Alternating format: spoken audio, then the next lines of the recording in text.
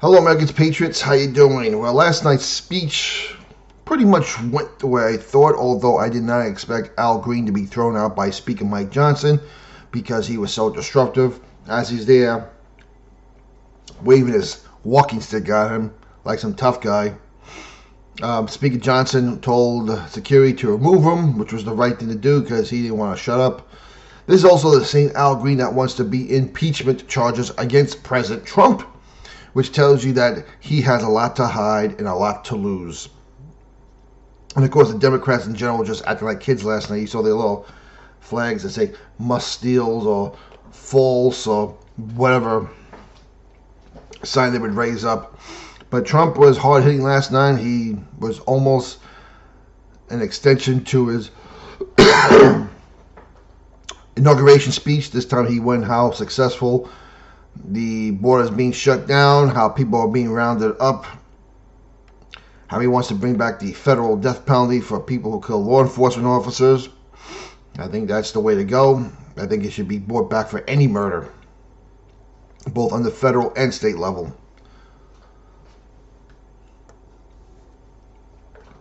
Of course, he went into the whole tariff thing, how we've been getting unfair practices for decades, and he's right. Canada and Mexico has been tariffing us. In fact, the whole world's been tariffing us. And it's about time we reciprocate. Now, as we all know, the Honda's already decided they're going to make their Honda Civic Hybrid. Instead of Mexico, they're going to bring production here to the United States in Indiana. Now, Honda already has a plant there. They make other models like the Civic gas engine, the CRV, I think gas and hybrid engine. Now I think they're going to add the Civic Hybrid to the Indiana plant to avoid the tariffs. So this was the goal. And as far as those people say, well, what about parts are made everywhere? This is made overseas. Okay, well, bring production here. You want to sell your products to our consumers? Then you're going to employ our people. It's as simple as that. We have the wealth to do it. We have the ability to do it. As Trump said, we also have so much liquid gold under our feet. It's trying to drill, baby, drill. Bring prices down.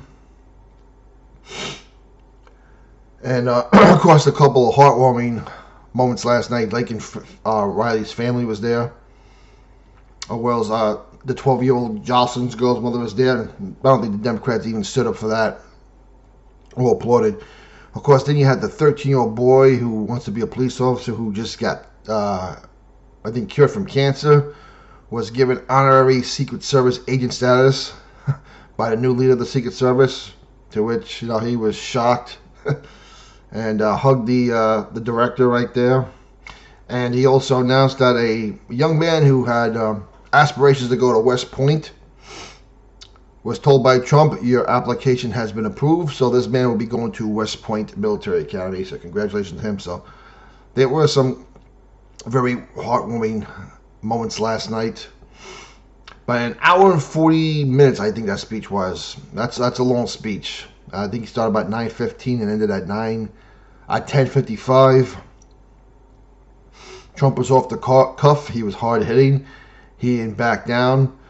Of course, he called Elizabeth Warren Pocahontas when she didn't want when she was clapping that she didn't want the war to end, and that war should be ending. Zelensky is going to come back. He has nothing to play with, and even as Europe is giving this much money to Zelensky, here's the problem. He has no manpower.